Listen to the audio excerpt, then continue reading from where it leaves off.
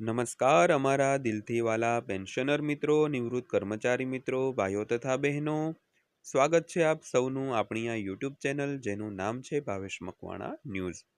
તો મિત્રો, આજ સાંજના પેન્શન સમાચારની વાત કરવાના છીએ. તો આજની તારીખ 23/1/2026. તો જો તમે અથવા તમારા પરિવારમાં કોઈ સેવાનિવૃત્ત પેન્શનર હોય તો આજરોજ તારીખ 23/1/2026ના રોજ સાંજે આવી છે તમારા માટે કામની માહિતી. તો મિત્રો, શું છે આ કામની માહિતી? તો વિડીયોમાં આપણે સમજૂતી મેળવવાના છીએ, તે પણ વિગતવાર. એટલે વિડીયો ખાસ કરીને અંત સુધી જોઈ લેજો. અને હજી સુધી જો આપણી આ ચેનલ તમે સબસ્ક્રાઈબ ન કરી હોય તો ડેઈલી આવી જ માહિતીઓ માટે આપણી આ યુટ્યુબ ચેનલ પણ સબસ્ક્રાઈબ કરી લેજો. તો શરૂ કરીએ આજનો આ વિડીયો. તો વાત કરીએ તો ડીએમાં વધારો અપડેટ. કેન્દ્ર સરકારના કર્મચારીઓ ફરી એકવાર તેમના મોંઘવારી ભથ્થા એટલે કે ડીએમાં વધારાની રાહ જોઈ રહ્યા છે. તો આગામી સુધારામાં ડીએમાં 2, 3 અથવા તો 5% વધારો થઈ શકે છે. તો વધારાનો નિર્ણય એઆઈસીપીઆઈઆઈડબલ્યુના નવીનતમ ડેટા પર આધારિત રહેશે. તો જો ડીએમાં વધારો થાય છે તો કર્મચારીઓને તેમના પગાર અને કેટલાક ભથ્થાઓમાં સીધા લાભ જોવા મળશે. તો અપડેટની સંપૂર્ણ વિગતો જાણવા માટે આ વિડીયો અંત સુધી જોઈ લેજો. તો ખાસ કરીને હવે કોઈ પણ પગાર વધારાની રાહ જોવાતી હોય તો તે છે 8મું પગાર પંચ અને ડીએમાં વધારો. તો જાન્યુઆરીમાંથી ડીએનો વધારો થવાનો છે. તો આ વખતે વધારો 2, 3 અથવા તો 5%નો હોઈ શકે છે. અને આ વધારો છે તે એઆઈસીપીઆઈઆઈડબલ્યુના જે નવીનતમ ડેટા છે તેને આધારે થતો હોય છે. તો જો ડીએમાં વધારો થાય છે તો કર્મચારીઓને તેમના પગાર, તેની સાથે કેટલાક અન્ય ભથ્થાઓ અને પેન્શનમાં પણ સીધો વધારાનો લાભ છે તે મળશે. તો આ કેટલો વધારો થશે તે જાણવા માટે આજનો આ વિડીયો ખાસ કરીને અંત સુધી જોઈ લેજો. તો સૌથી પહેલા વાત કરીએ તો કેન્દ્ર સરકારના કર્મચારીઓ તેમના મોંઘવારી ભથ્થામાં વધારાની રાહ જોઈ રહ્યા છે. તો ડિસેમ્બર 2025માં 7મા પગાર પંચનો કાર્યકાળ પૂરો થયા પછી પણ 8મા પગાર પંચ લાગુ ન થાય ત્યાં સુધી જૂના નિયમો હેઠળ ડીએમાં વધારો ચાલુ રહેશે. તો આવી સ્થિતિમાં સરકાર ટૂંક સમયમાં કર્મચારીઓને રાહત આપી શકે છે. તો ડીએમાં વધારા સાથે એવું માનવામાં આવે છે કે મોંઘવારી ભથ્થા એટલે કે મુસાફરી ભથ્થા ટીએમાં પણ વધારો અનિવાર્ય બનશે. તો મોંઘવારી ભથ્થામાં ચોક્કસપણે ઔદ્યોગિક કામદારો માટે ગ્રાહક ભાવ સૂચકાંક એટલે કે એઆઈસીપીઆઈઆઈડબલ્યુના ડેટા પર આધારિત રહેશે. તો બધાની નજર ડિસેમ્બર 2025 માટેના ઓલ ઇન્ડિયા એઆઈસીપીઆઈઆઈડબલ્યુ ડેટા પર છે, કારણ કે આ ડીએ વધારો નક્કી કરવા માટેનો આધાર છે અને આ ડેટા શ્રમ અને રોજગાર મંત્રાલય દ્વારા બહાર પાડવામાં આવ્યો છે મિત્રો. તો સૌથી પહેલા વાત કરીએ તો મોંઘવારી ભથ્થું કેટલું વધી શકે છે. તો કેન્દ્ર સરકારના કર્મચારીઓના મોંઘવારી ભથ્થામાં વર્ષમાં 2 વાર વધારો કરવામાં આવે છે.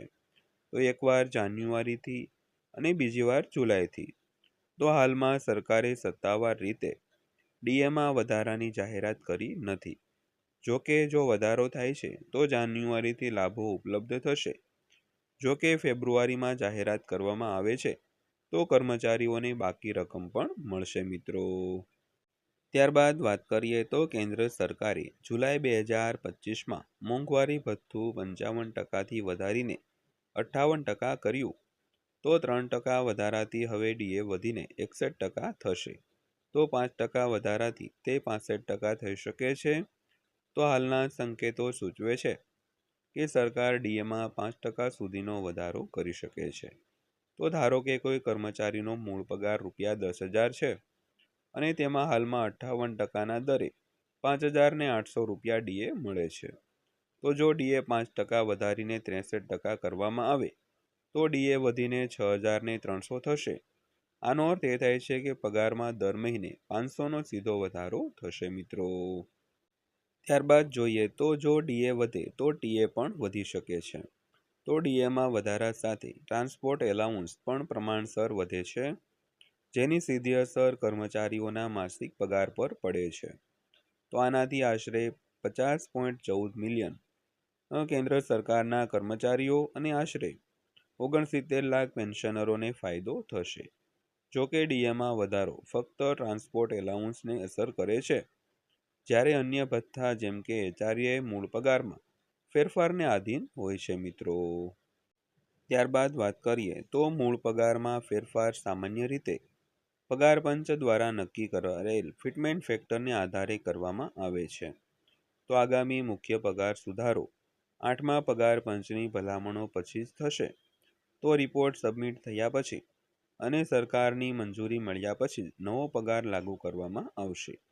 તો તેથી હાલ પૂરતું કર્મચારીઓ ફક્ત ડીએ વધારાથી જ રાહતની અપેક્ષા રાખી શકે છે મિત્રો. તો ત્યારબાદ જોઈએ તો ડીએમાં વધારો કેવી રીતે ગણવામાં આવે છે. તો ડીએમાં વધારાનું સૂત્ર નીચે આપેલું છે. તો ડીએ ટકાવારી બરાબર છેલ્લા 12 મહિનાનો સરેરાશ એઆઈ સીપીઆઈનો ડેટા ગુણ્યા 2.88 માઇનસ 261.41 કાઉન્સ પૂરો ઓબ્લિક 261.41 ગુણ્યા 100 માઇનસ વર્તમાન ડીએની ટકાવારી. તો સૌથી પહેલાં જોઈએ તો 148.2 ગુણ્યા 2.88 કરવાના, તો બરાબર આવશે 426.81. તેમાં 426.81 માઇનસ 261.41 બરાબર 165.4. તો તેને ભાગાકારમાં 261.41 બરાબર 0.63 અને 0.63ને 100 વડે ગુણાકાર કરીને 63 થશે. તે 63 માઇનસ 58 બરાબર 5%નો ડીએ વધારો થશે. એટલે કે આ મુજબ 5%નો ડીએ વધારો છે તે અપેક્ષિત છે મિત્રો. તો આ હતી આજની માહિતી પસંદ આવી હોય, વિડીયો સારો લાગ્યો હોય તો વિડીયોને એક લાઇક કરજો અને આવી જ માહિતીઓ માટે આપણી આ ચેનલ પણ સબસ્ક્રાઈબ કરી લેજો. તો ફરીવાર પાછા મળીશું એક નવા વિડીયો સાથે, નવી માહિતી સાથે. ત્યાં સુધી સૌને જય હિન્દ, વંદે માતરમ.